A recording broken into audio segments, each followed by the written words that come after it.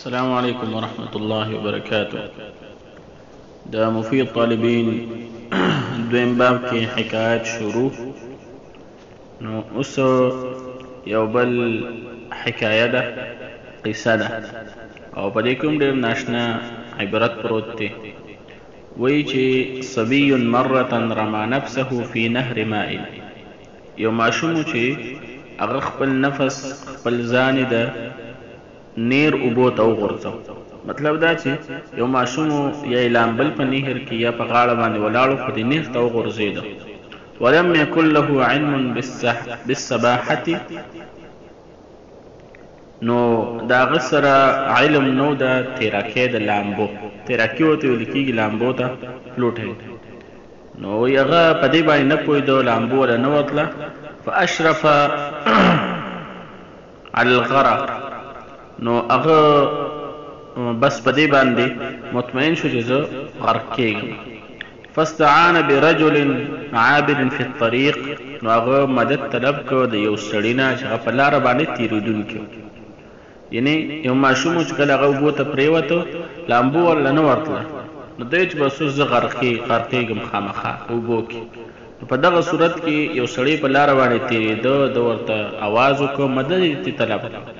فاقبل الیه وجعل یلوم، نو دا سړی لګیا شو دا ماشوم یې ملامته کو چې تا ته چا وی چې ته کوزېږه، ولې کوزېدې؟ یعنې یلومه علی نزوله فی النهر، چې ته ولې دې نیر ته کوزېدې، په دې باندې ملامته کو. نو اصل د ماشوم ډوبېږي، اوبې وړي، او دلته دې ملامته کول کې. فقال له الصبي، او ماشوم ورته ووی یا هذا خلصیني اولا من الموت وبعد ذلك لمني، اول ما د مرګ نه بچ کا، نو وروسته بیا ملامته کوه.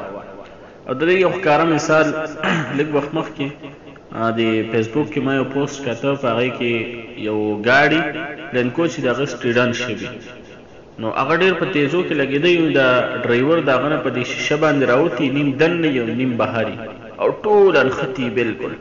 نو په دغه ځای کې د انټرویو والا راشي، ده ورته میک نیسلي، نو چا دې تصویر اخیستی دی، او بیا یې د پاسه لیکلي ورته کړي چې د انټرویو والا ترې تپوس کوي چې آیا ستا سټیډن شوی دی؟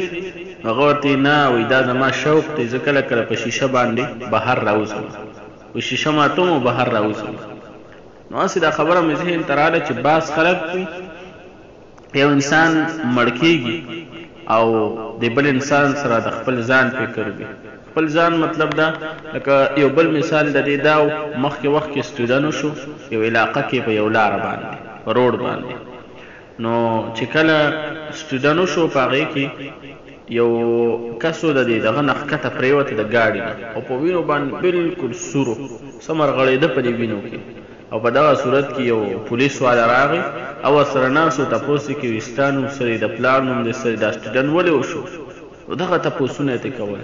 نو هغه په غریب د مرګ او د ژوند جنګ یې لړاوه، په جنګ کې لړېد. هغه وایي چې اوس ما څوک اسپتال ته یوسي، زما د زندګي بچ شي، او پولیس ما یې تپوس کوي چې ستا نوم څه دی، د پلار د څه نوم دی. هغه مثال دلته د سړي هم دی. ماشوم نهر ته پرېوته، اوبو ته پرېوته، هغه ډوبېږي، لامبو وله نه ورځي، او دا سړی ورته چې تا ته چا وي چې ته نهر ته ورټوپ کوه، چې لامبو نه درځي خو نه بولې ورټوپ کول کنه، ملامته کوي. او ماشوم عقلمند و، هغه ورته اول ما د دې اوبو نه خلاص کړه، نو وروستو خیر که ملامته کوې نو ملامته مې کړه. بعضو خلکو دا صفت وي، دا صفت د خپل ځان نه پکار دی چې کله تا ته یو موقع میلاو شوه د یو انسان د هغه نفس بچ کېږي، هغه مدد کولی شي، نو غصه او ملامته کول دا وروستو کول د هغه مدد و.